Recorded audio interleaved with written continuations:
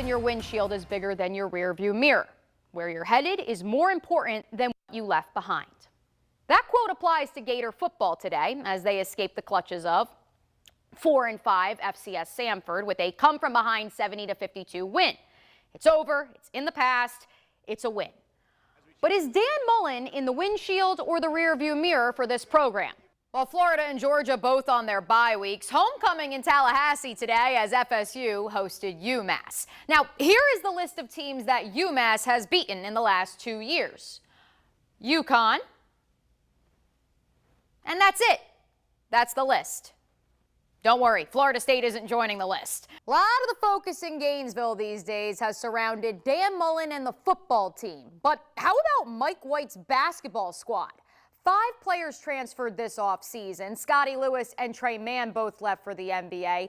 We wrapped up the high school football season here locally with the Conquerors' 9th state title last evening, and now it's time for basketball. We are now 2 weeks into the high school basketball slate, so we've started to sort out who the contenders will be in 2021 to 2022. These first 2 schools are always in the postseason hunt. The Georgia Bulldogs are the #1 team in the country, and they've won 9 of the last 11 meetings with this weekend's opponent, Tennessee. But could the Vols be the team to finally give Georgia a scare?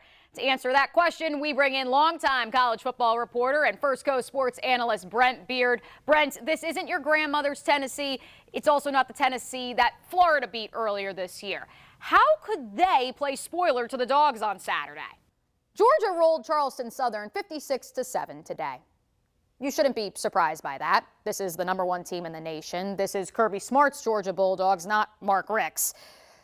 There was a fun surprise out there, though, for everybody on the field, and it has everyone talking. Opening drive of the game for the Dogs. Left side of the line, you're about to see Jordan Davis, Georgia's 340-pound nose tackle, and oh my God, they're lining him up in the backfield. Oh my God, they handed it off to him. Big man touchdown. The crowd goes wild. All right, so that was fun, but let's actually get serious here for a second, because by many accounts, this was Kirby Smart and friends continuing to make the case for Davis to be a serious contender for the Heisman Trophy.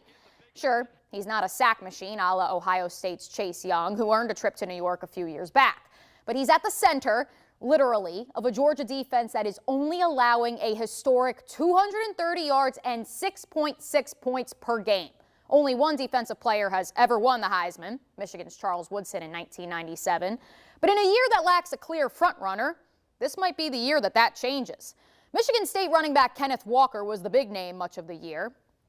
He was held to 25 yards in a 56-7 loss to Ohio State today.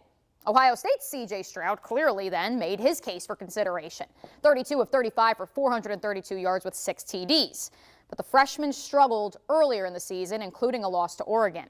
Alabama's Bryce Young, Ole Miss's Matt Corral, Oklahoma's Caleb Williams. All quarterbacks, that's probably why they're in consideration, but they've all also lost. Davis's squad is 12-0 and has been near perfect all season. In a year without a clear frontrunner, shouldn't the award go to the best player on the best team? You know the show, Whose Line Is It Anyway? Well, between Mackenzie Milton and Jordan Travis in Tallahassee, JT Daniels, Stetson Bennett, and Carson Beck in Athens, and of course, Emory Jones and Anthony Richardson down in Gainesville, these days it's more like, whose quarterback is it anyways? They're all getting playing time, and half the time, no one knows who the starter is. So tonight, let's focus on the Gator quarterback carousel, who will have the delightful task of matching up with #1 Alabama on Saturday afternoon.